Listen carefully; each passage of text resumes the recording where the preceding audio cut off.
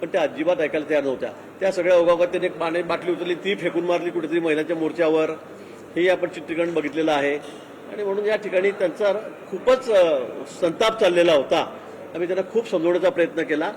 Police भगिनी आमच्या महिला होत्या, अधिकारी त्यांनाही सांगितलं की ठीक आहे, त्यांना चिडू द्या, काही बोलू नका. आमच्या भगिनी काही संतप्त झालेल्या होत्या, त्यांनाही आम्ही सांगितलं की जाऊ द्या, बोलू द्या, त्यांना काय बोलायचं असेल ते. आणि 10-15 मिनिटांमध्ये मग त्या तिथून निघून गेल्यात.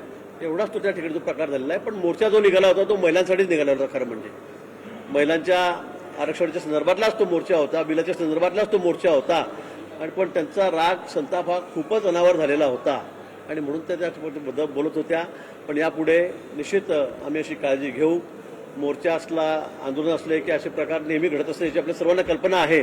पण पुन्हा मी सांगेल की पुढच्या वेळी आम्ही या संदर्भामध्ये अधिक काळजी घेऊ. पण त्या ज्या बोलल्यात मला वाटतं ते काही फार संसदीय भाषेत नव्हत्या. त्यांनी सुद्धा ठीक आहे, त्यांचं म्हणणं होतं, त्यांचा राग होता, ते त्यांनी वेगळ्या भाषेने ते मांडू शकल्या असत्या, तक्रारी करू शकल्या असत्या पोलिसांकडे. पण पोलिसांनीच आम्हाला परवानगी दिलेली होती, आम्ही रितसर परवानगी घेतलेली होती, रूटही आम्ही दिलेला होता. त्यामुळे मला असं वाटतं की काल थोडा त्रास लोकांनाही त्या ठिकाणी झालेला आहे, आम्ही मान्य करतो. पण प्रत्येक मोर्चामध्ये, प्रत्येक आंदोलनामध्ये तो होत असतो, हेही खरं आहे.